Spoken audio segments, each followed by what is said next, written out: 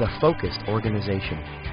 To all those millions of anonymous project managers who, with their unlimited commitment and drive, have contributed to the generating of value for business, with the ultimate aim of making a better world for all of us. And yet, the appreciation of the value of their work is often barely acknowledged by senior leaders.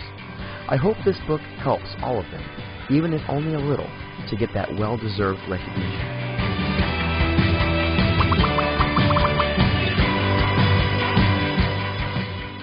Benny's Tale. Have you ever heard the story of Benny White? He's one of the pioneers of the modern business management, a humble leader who raised the management standards to a level never seen before, a man who learned the hard way about the importance of strategy execution. It was 1910 when Benny started his company, Spare Parts Benny Incorporated. Those years were crucial to the American automobile industry, and Benny was a major part of it, distributing spare parts to clients such as Ford Motor Company and its revolutionary T model.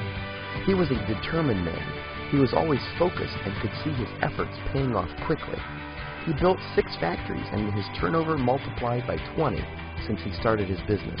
Benny's ambition was to become one of the largest spare parts producers in the world, a goal that was already within reach. However, in 1914, his business grew by 9% only, so he started to worry.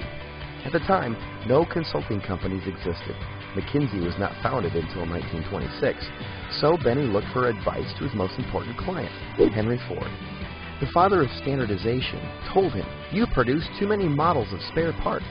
I recommend that you should reduce the number of employees, increase efficiency by standardizing the production process, and reduce the types of components to 2 per factory." Believing his managers to be largely unnecessary, Benny started to implement the suggested changes alone.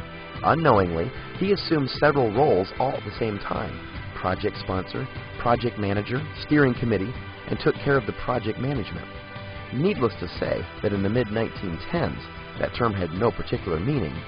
After 10 months, Benny realized he couldn't do everything, keep customers happy, manage his business while expanding it, and his standardization project was nowhere close to completion.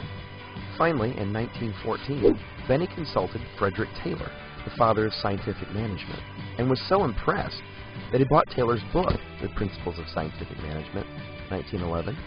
After careful consideration, he assigned the head of engineering to look over the standardization process while he dealt with the business issues.